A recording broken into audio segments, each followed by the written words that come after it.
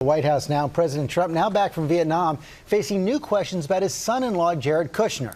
The New York Times reports that Trump ordered his chief of staff to give Kushner a top-secret security clearance over the objections of intelligence officials and his White House counsel, contradicting public denials from the president and Ivanka Trump.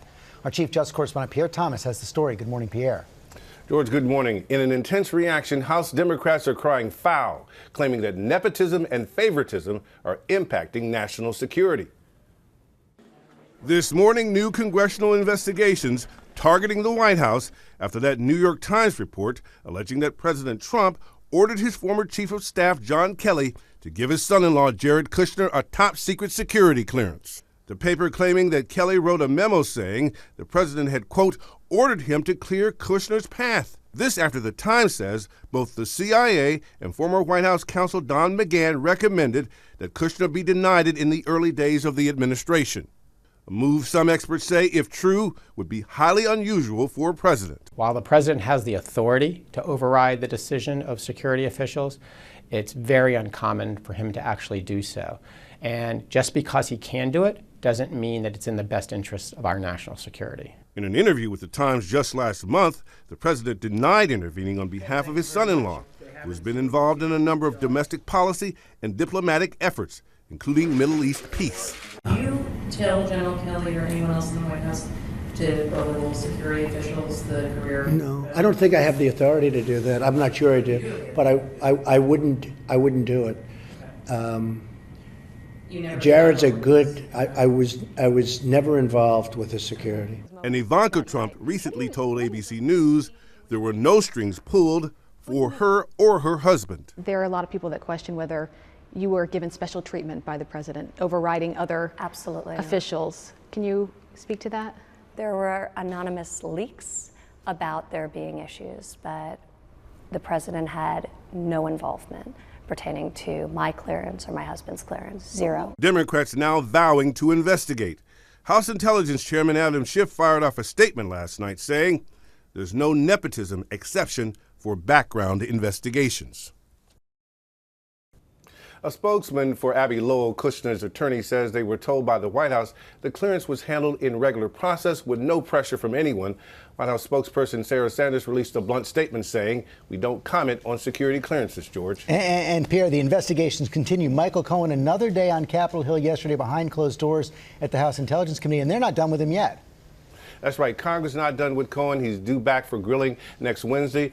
And Felix Saylor, another Trump associate, will be brought in mid-March for a public hearing. Congress apparently wants to talk to him about his role in helping pursue a Trump Tower project in Moscow during the campaign when the candidate was denying having any deals in Russia, George. Yeah, and he had worked many years with President Trump before that. Okay, Pierre, thanks very much. Let's bring in our chief legal analyst, Dan Abrams, for more on this. And Dan, we should separate out the issues here. There's no question that the president has the legal authority to order a security clearance. The question is, was it done in the right way? Right. He's got the right to do it, but was it the right thing to do? And, you know, you heard Sarah Sanders saying we don't talk about security clearances. Well, the president talked about it. That was what I was going to say, is that the president talked about it and Ivanka talked about it, and now Sarah Sanders doesn't seem to want to talk about it. So the process is a very thorough one and a very rigorous one. But in the end, the president has the final call.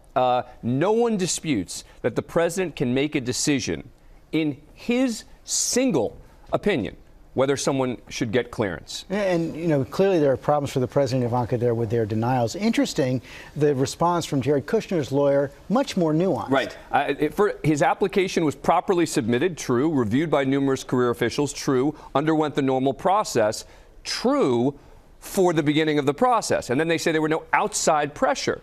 Well, the bottom line is that all may be true, and the president in the end may have simply said, I don't care what the process was. I don't care what the decision was.